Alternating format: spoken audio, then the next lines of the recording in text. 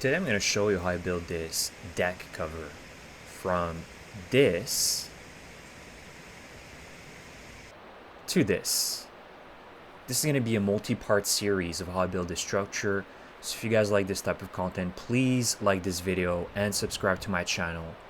And let's get started, shall we?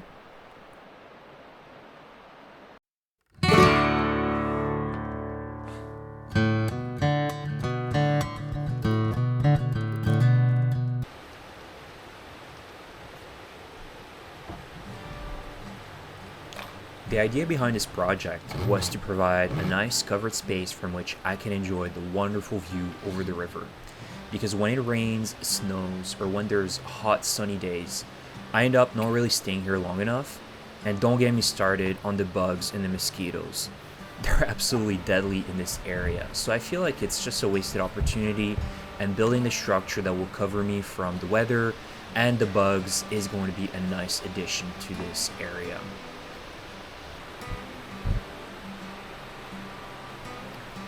Before I begin building the actual structure, I need to remove the deck railing and some of the floorboards to install the massive 6x6 posts through the deck.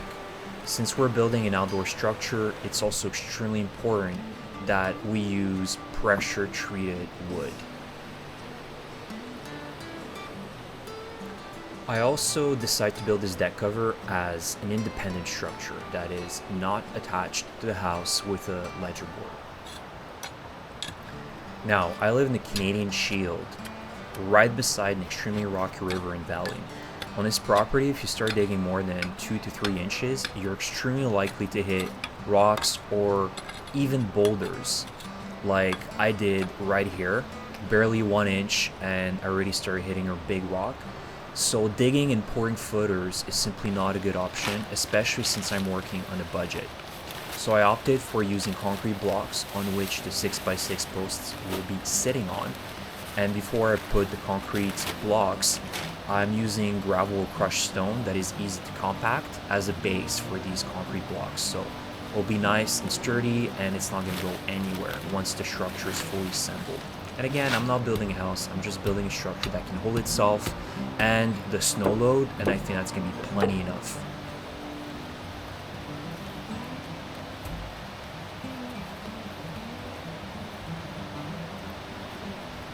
Here you can see that I'm just using a small little level to make sure that the concrete block is level.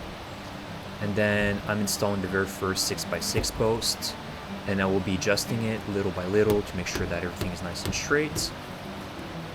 So I'm using a combination of levels and a corner post level to make sure that it's straight on both sides. And then I'm just screwing it in just to secure the post for now, and then I can adjust it as we go.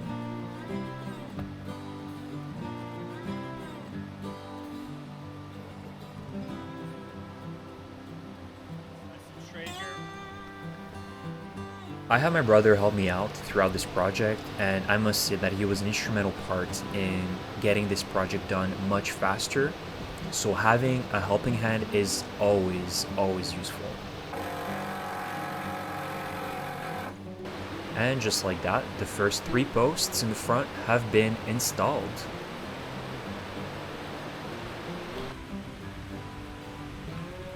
I'm working with 6x6 by 12 feet posts, and these are very heavy, and I almost slipped here because there's still some snow in the area. So this project provided me with some great workouts.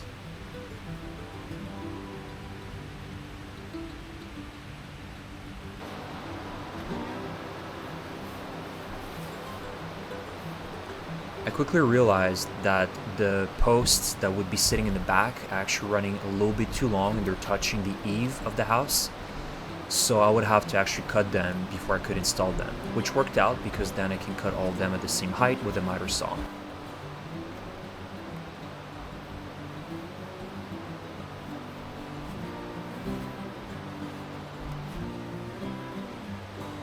You can see the post actually running a little bit too long. So to the garage we go to start doing our cuts.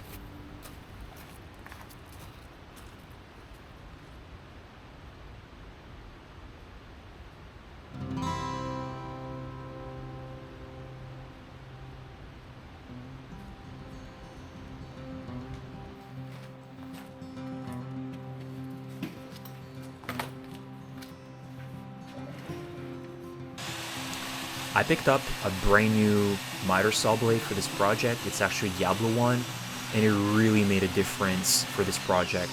The cuts were smoother, and the miter saw was cutting a lot faster as well, so I don't regret that choice whatsoever.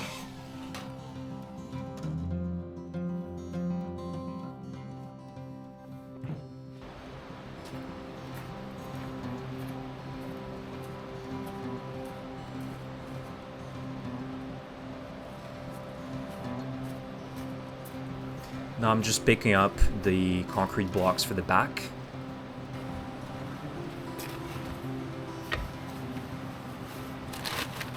And I'm just doing the same process as in the front, just throwing a couple bags of gravel and leveling it before I install the concrete block and then the 6x6 post on top of it.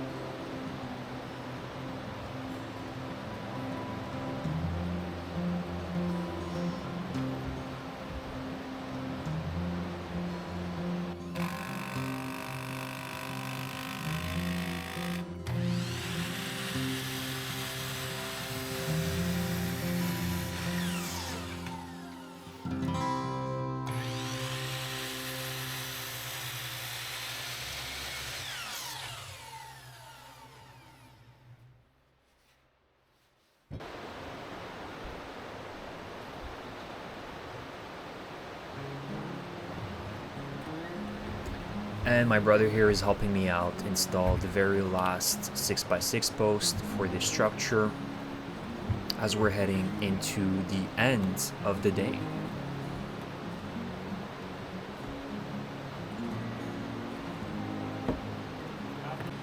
And just like that, our day's over. In the morning, we got an unexpected surprise with snow, and to be quite honest, I was pretty bummed out because I was over with the winter. But thankfully, the snow didn't stay for too long as it started thawing in the morning and in the afternoon, so I could get going with the project again.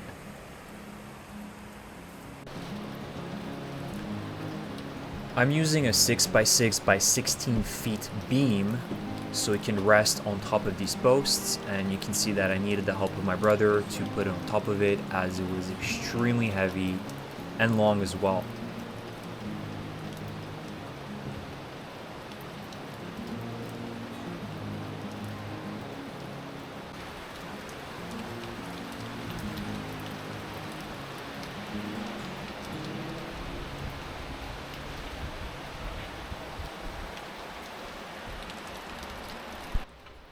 I'm using a metal T-plate connector to attach the beam to the post, and I'm also using 2.5-inch lag screws to secure this connector.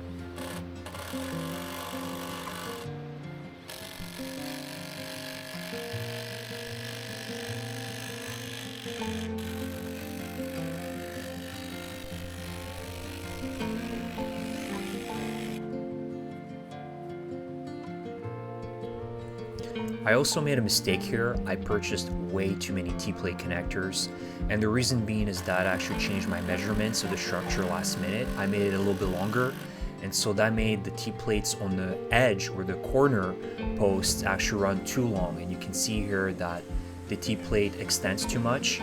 So my solution was to convert a T-plate into an L-plate by using an angle grinder. It's not ideal, but it worked out fine at the end.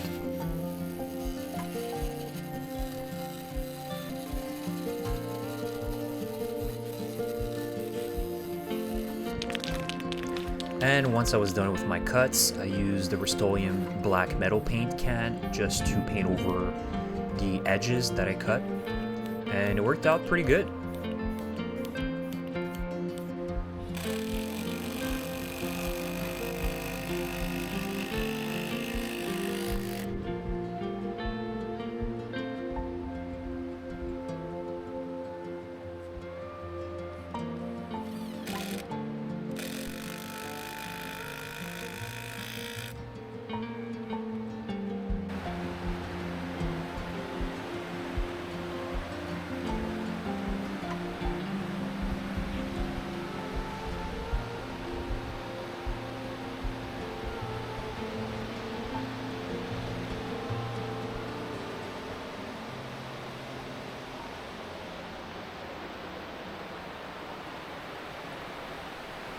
Pretty nice view, eh?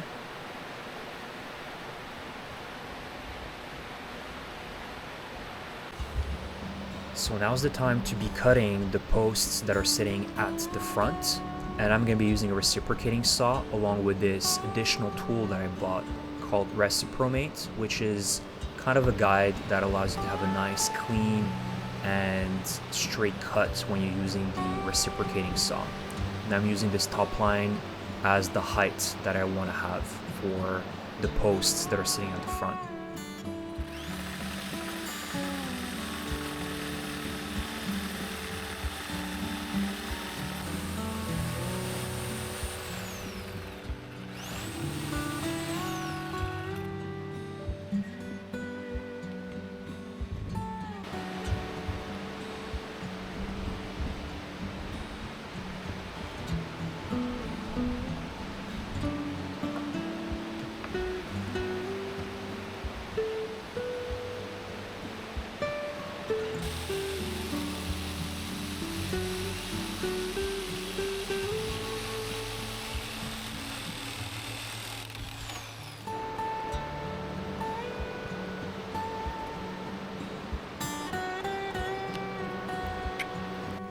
Also, for every post that I cut, I also applied this special wood preservative meant for pressure treated wood.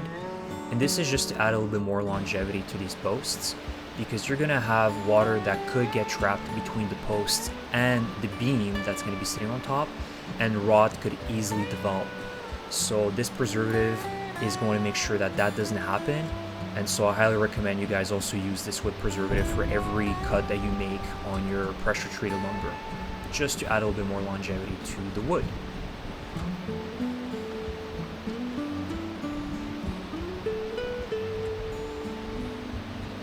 And now that the preservative has dried up a little bit, it was time to install this 16 feet beam on top of these posts. And thankfully my brother was still here to help me out to complete this task. Over there.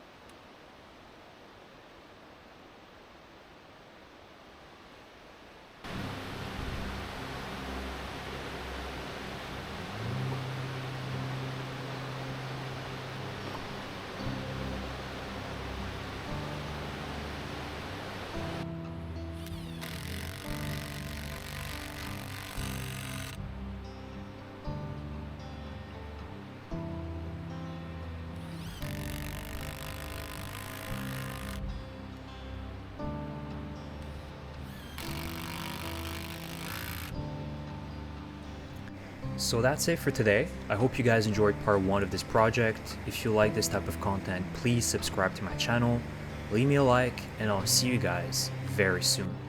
Cheers.